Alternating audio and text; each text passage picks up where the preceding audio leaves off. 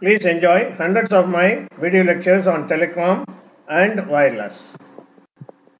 Please do not forget to subscribe to my channel. Please also like my videos. Please share my channel with your friends and colleagues. Thank you. In this slide, let us look at CDMA 2000 forward channels modulation. Let's look at the figure that is appearing on your screen. The first one is the pilot channel. Most of the things that are described in the next few slides have already been referred to repeatedly in IS 95 and also in various other places, and this is only to help the student to refresh, recall and recollect the things he already knows. Let's look at the pilot channel. The pilot channel produces a string of zeros which gets spread by Walsh code W0.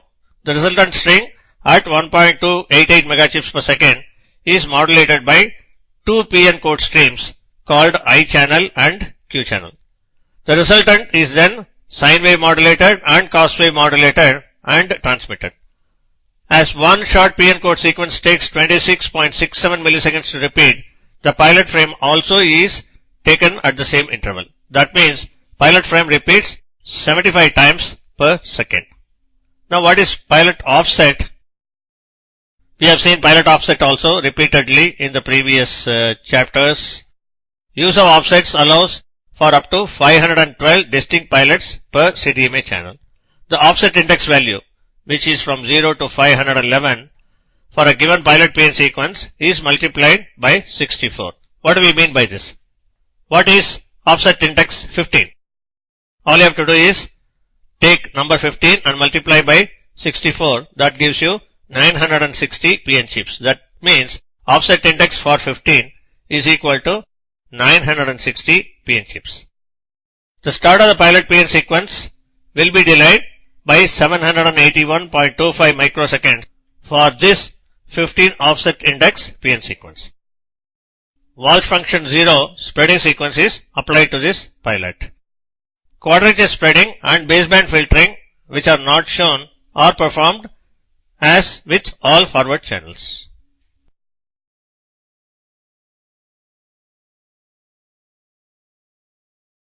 Let us proceed with this forward channels modulation of CDMA 2000 and now look at sync channel generation. Look at the figure that's on your screen. In sync channel, how many bits are there? There are 32 bits. How? The bit rate is 1200 bps and the period of the sync channel frame is 26.66 milliseconds, which means 1200 into 26.66 milliseconds gives you 32 bits in one sync channel frame. Let's look at the new figure. The rate 1/2 convolutional encoder doubles the bit rate to 2.4 kilobits per second. That means in one sync channel frame of 26.66 milliseconds, there are 64 bits. 32 into 2 is 64 bits. And this is called a 64 code symbol. Okay, next. The symbol repetition block doubles the bit rate of 2.4 into 4.8 kilobits per second. Each repetition of a code symbol is now called a modulation symbol. Therefore, there are 128 modulation symbols in a sync channel frame.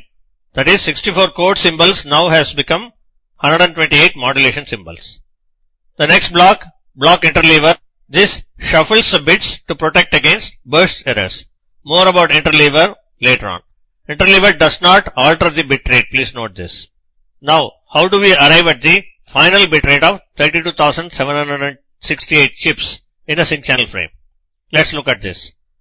Now, 4 copies of Walsh code 32 are used to spread each of these modulation symbols. 4 copies of Walsh code means 4 into 64, that is at 256 times rate increase. Now how many modulation symbols we have? 128. And what is the increase in the bit rate? 256 times. Therefore 128 into 256 will become 32,768 chips in one sync channel frame. How many bits were there originally in the sync channel frame? 32 bits. Now what is the final bit rate? 32,768 chips. That means per each original bit there are 1024 chips. So there is a relation between bits and chips. Please note this. Please go through this once again to understand this, because this is a concept which is very important. Hi guys, hope you have enjoyed this video. Before you leave this, please ensure that you are subscribing to this. Also, please do like these videos and share it amongst your friends and colleagues. There are plenty of other videos and I hope you will be able to find time to browse through all these things. Thank you.